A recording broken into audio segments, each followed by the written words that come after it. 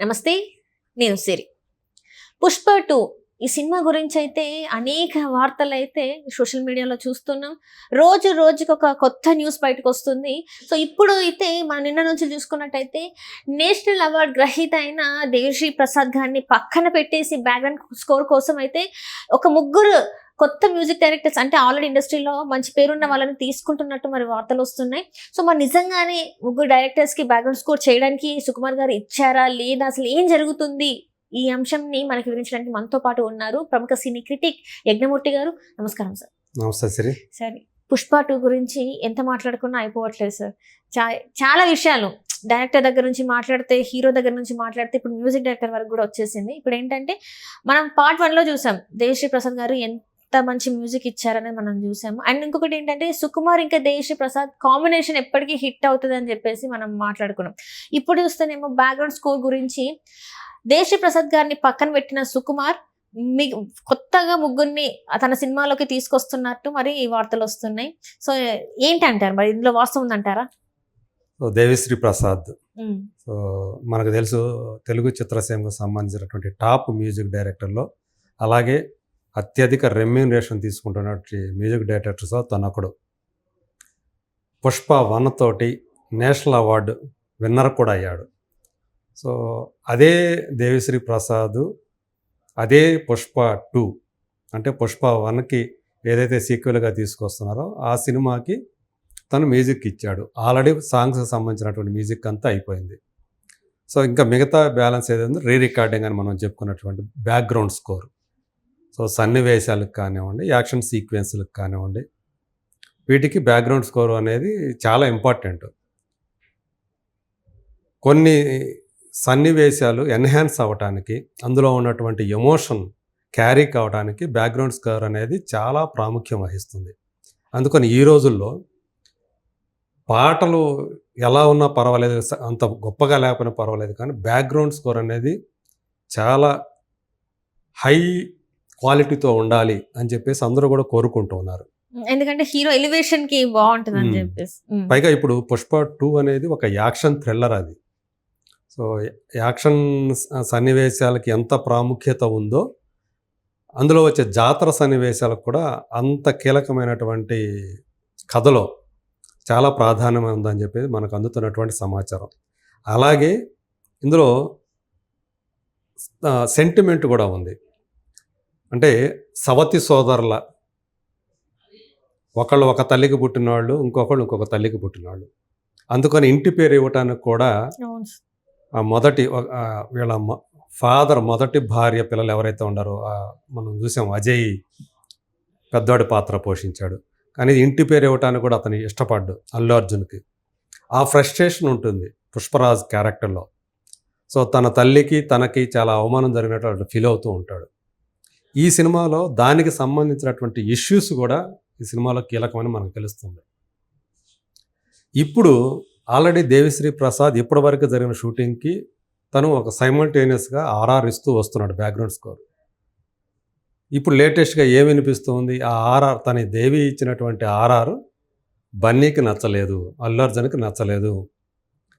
అందుకొని ఈ విషయాన్ని సుకుమార్ తోటి తను పంచుకున్నాడని, నాకు ఆర్ఆర్ నచ్చట్లేదని చెప్పేసి అన్నాడని. దాంతో సుకుమార్ తమన్ని, అంటే ఈ బ్యాక్గ్రౌండ్ స్కోర్ స్పెషలిస్టుల్లో మణిశర్మ గారి తర్వాత అంత మంచి పేరు తెచ్చుకున్న music director Thaman. Background music అంటే టాప్ నాచ్లో ఇస్తాడు తమన్ అనే పేరైతే సంపాదన. అందుకని తమన్ వచ్చాడు రీ రికార్డింగ్ అవ్వడానికి అని చెప్పి మొదట వినిపించింది. ఆ తర్వాత రాత్రికి చూస్తే కాంతారా ఫేమ్ అజనీష్ లోక్నాథ్ వచ్చాడని చెప్పేసి, అలాగే రీసెంట్గా కాతో హిట్ కొట్టినటువంటి కా అనే సినిమాకి సూపర్బ్ బ్యాక్గ్రౌండ్ స్కోర్ ఇచ్చినటువంటి శ్యామ్ సిఎస్, అతను కూడా ఇప్పుడు ఆన్ బోర్డ్ రీ రికార్డింగ్ ఇవ్వడానికి అని మనకు అందినటువంటి సమాచారం. సో ఇందులో ఎంతవరకు నిజం ఉంది ఏంటి అనేది ఇంకా పక్కా సమాచారం మనకు లేదు, కానీ బట్ ఇది ఇన్సైడ్ వినిపిస్తున్నటువంటి మాట, ఇన్సైడర్స్ చెప్తున్నట్టు మాట.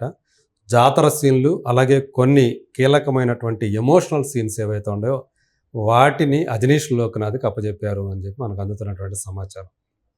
అలాగే సో విలన్స్కి హీరోకి మధ్య వచ్చేటువంటి సీన్లు, అలాగే కొన్ని చేజింగ్ సీన్లు, ఇలాంటి సీన్లకి తమన్ ఇస్తున్నాడని, కొన్ని సీన్లు యాక్షన్ పార్టాలు అది ఇంకా ఏంటో మనకు తెలియదు కానీ ఇవి శామ్కి ఇస్తున్నారు అని చెప్పేసి చెప్పుకుంటూ ఉన్నారు.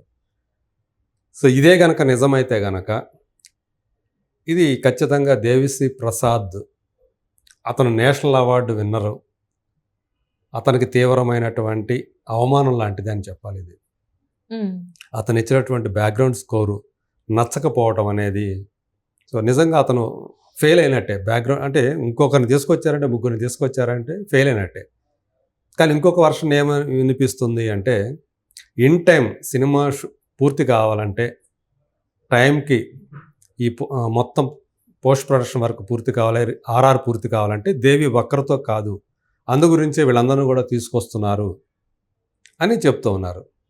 అదైనా సరే అంటే ఇప్పటి వరకు తీసిందంతా కూడా ఏదైతే చేశారో అది ఆల్రెడీ ఇచ్చారని వచ్చింది కదా, ఆర్ఆర్ ఇచ్చారని వచ్చింది కదా, మళ్ళీ ఎందుకు ఇంకొక వర్షన్ చేయడానికి అతను ఒక్కడి వల్ల కాదు కాబట్టి, అంటే ఇది కూడా ఉంది, ఇంకొక వర్షన్ చేయమని చెప్పేసి అన్నారని, అది కష్టం అని చెప్పేసి దేవి చెప్పాడని, అందు గురించే ముగ్గురిని తీసుకొచ్చారని చెప్పేసి.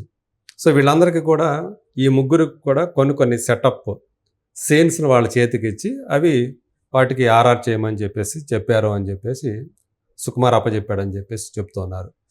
సో దేవిశ్రీ లాంటి ఒక టాప్ మ్యూజిక్ డైరెక్టర్కి ఇలాంటి సిచ్యువేషన్ ఎదుర్కోవాల్సి రావటం అనేది చాలా ఇబ్బందికరం, చాలా ఎంబరాసింగ్ అనే చెప్పాలి. సో దాన్ని ఎలా తను బేర్ చేస్తాడు ఏంటి, ఎందుకంటే ఇప్పటికే అతని ఇమేజ్ అంటే ఈ వచ్చినటువంటి వార్తలు ఏవైతే ఉన్నాయో దీంతో చాలా డ్యామేజ్ అయిందని చెప్పాలి. సోషల్ మీడియాలో దేవిశ్రీ ఫ్యాన్స్ ఆయనకు అనుకూలంగా, అంటే అతని మ్యూజిక్ని ఇష్టపడే వాళ్ళు సుకుమార్ తీసుకున్నటువంటి ఈ నిర్ణయాన్ని తప్పుపడుతూ దేవిశ్రీకి అనుకూలంగా ట్వీట్లు చేస్తూ ఉంటే, అతనికి వ్యతిరేక అంటే సుకుమారు అలాగే బన్నీ ఫ్యాన్స్ వీళ్ళైతే ఎవరైతే ఉన్నారో వీళ్ళు ఇదంతా కూడా సినిమా ఇన్ టైం పూర్తి కావడానికి, చేతికి రావడానికి, వర్క్ మొత్తం పూర్తి కావాలంటే ఖచ్చితంగా దేవిశ్రీ ఒక్కడి వల్ల కాదు. ఇప్పటిదాకా అతను ఏదైతే ఆర్ఆర్ ఇచ్చాడో అది అటు సుకుమార్కి నచ్చలేదు, అలాగే మేకర్స్కి నచ్చలేదు, బన్నీకి నచ్చలేదు. అందువల్లే మరో వర్షన్ని ఒకరి వల్ల కాదు కాబట్టి దగ్గరకు వచ్చేసింది కాబట్టి రిలీజ్ టైము, అందు గురించే ఈ ముగ్గురిని తీసుకొచ్చారు రీ రికార్డింగ్ అవ్వడానికి అని వాళ్ళు వీళ్ళ సైడ్ నుంచి వాళ్ళు ట్వీట్లు చేస్తూ ఉన్నారు. ఇలా ఒక రకమైనటువంటి, అంటే ఏదేమైనప్పటికీ కూడా ఏదైతే ఈ సిచ్యువేషన్ ఎదురైందో అది చాలామందిని కూడా ఇబ్బంది పెడుతూ ఉంది. ముందే ఇలాంటివి ఏదైనా కనుక ఒకవేళ post production time shooting late అయితేనే పోస్ట్ ప్రొడక్షన్ కూడా దానికి అనుగుణంగా లేట్ అవుతుంది. ఇది సీన్లు తీస్తేనే కదా, సీన్లు అయిపోయాలి, మళ్ళీ వాటికి ఎడిటింగ్ అనేది పూర్తి కావాలి. ఆ సీన్స్ ఏవైతే ఫైనల్ సీన్స్ ఇస్తారో మ్యూజిక్ డైరెక్టర్కి, అతను వాటికి బ్యాక్గ్రౌండ్ స్కోర్ ఇవ్వాలి. మళ్ళీ మొత్తం అయిపోయిన తర్వాత టోటల్ మూవీని మళ్ళీ ఒక్కసారి చూసుకోవాలి. ఆ ఫ్లో కరెక్ట్గా, ఆ మ్యూజిక్ కూడా ఒక ఫ్లోలో ఉండాలి. పూర్తి వేరే సౌండ్స్ వస్తే, ముందు ఒక రకమైన సౌండ్స్ వచ్చి దానికి సింక్ కాకుండా మళ్ళీ డిఫరెంట్ సౌండ్స్ కనుక ఆ బ్యాక్గ్రౌండ్ స్కోర్లో వినిపిస్తే అది సినిమాకి మరింత నష్టం చేకూరుస్తుంది. సో ఇలా ముగ్గురు మ్యూజిక్ డైరెక్టర్స్ పెట్టడం వల్ల ముగ్గురు వాడే ఇన్స్ట్రుమెంట్స్ వేరే ఉంటాయి, ముగ్గురు సౌండ్స్ వేరే ఉంటాయి. ఇది ఎంతవరకు సినిమాకి ఒక మంచి చేకూరుస్తుంది అని వాదించే వాళ్ళు ఉన్నారు. సో మొత్తానికి ఈ ఇన్సిడెంట్ తర్వాత, అంటే ఇప్పుడు చూస్తూ ఉంటే ఇంకా భవిష్యత్తులో సుకుమారు దేవిశ్రీ కలిసి పనిచేసే అవకాశాలు ఉండకపోవచ్చు అని కూడా చెప్పుకుంటారు. ఎందుకంటే ఇప్పటివరకు ఇండస్ట్రీలో ఇద్దరు దర్శకులు తమ సంగీత దర్శకుల్ని మార్చలేదు. ఒకరు రాజమౌళి, ఇంకొకరు సుకుమార్. ఆర్య సినిమా నుంచి దేవిశ్రీ ప్రసాదే సుకుమార్ ఆస్థాన సంగీత దర్శకుడు ఉన్నాడు. అతను డౌన్ అయ్యి తమన్ రైజ్ అయిన టైంలో కూడా రంగస్థలంకి దేవిశ్రీ వద్దు, తమను పెట్టుకోమన్నప్పుడు చాలామంది అతని మీద ప్రెజర్ తీసుకొచ్చినప్పటికీ కూడా సుకుమార్ దేవినే నమ్ముకొని అతనికి ఇచ్చాడు. దేవి కూడా దానికి తగ్గట్టు అందులో సాంగ్స్ అని ఎంత హిట్ అయ్యా మనకు తెలుసు. దాంట్లో బ్యాక్గ్రౌండ్ స్కోర్ కూడా చాలా గొప్పగా చేశాడు, అందుకని ఆ స్థాయి హిట్ అయింది. తర్వాత పుష్ప 1 కూడా అది కంటిన్యూ అయింది. ఆ సినిమాతోనే కదా మరి నేషనల్ అవార్డు విన్నర్ అయ్యాడు దేవి. సో మరి అలాంటి ఆ కాంబినేషన్ ఇప్పుడు బ్రేక్ అయిపోతుందా అనే డౌట్స్ కూడా వస్తున్నాయి. సో ఇందా మనం చెప్పిన ఎస్ఎస్ రాజమౌళి అయితే తెలుసు కదా మనకి, కీరవాణి గారు తప్ప ఇంకా లేదు. కీరవాణి గారు నేను రిటైర్ అయిపోతాను అన్న స్టేట్మెంట్ ఇచ్చిన తర్వాత కూడా బలవంతంగా ఒప్పించి తన సినిమాలు కంటిన్యూ చేస్తూ వస్తున్నాడు జక్కన్న. సో అది వాళ్ళది అంటే వాళ్ళిద్దరూ కూడా అన్నదమ్ములు కాబట్టి అది విడదీయరాని బంధంలాగా మారిపోయింది. కానీ ఇక్కడికి వచ్చేటప్పటికి ఈసారి నెక్స్ట్ మూవీకి వచ్చేటప్పటికి ఏదైతే వాళ్ళ మధ్య బంధం ఇంతకాలం కొనసాగుతూ వచ్చిందో అది బ్రేక్ అయిపోయే అవకాశాలు ఉన్నాయని కూడా చెప్పుకుంటున్నారు. మరి చూడాలి దీన్ని దేవిశ్రీ ప్రసాద్ ఎలా డైజెస్ట్ చేసుకుంటాడో. సో తర్వాత ఆఫ్టర్ పుష్ప 2 సో వీళ్ళ మధ్య ఉన్నటువంటి సుకుమార్ దేవిశ్రీ మధ్య ఉన్నటువంటి ఆ రిలేషన్షిప్ ఏదైతే ఉందో, అంటే కేవలం దర్శకుడు సంగీత దర్శకుడు అనే బంధం కాదు, ఇద్దరి మధ్య మంచి ఫ్రెండ్షిప్ ఉంది. అది ఉంటుందా, కంటిన్యూ అవుతుందా, లేకపోతే బ్రేక్ అయిపోతుందా అక్కడ, అది కూడా అనేది మరి మనం వేచి చూడాల్సి ఉంది. Thank you so much sir. Thank you.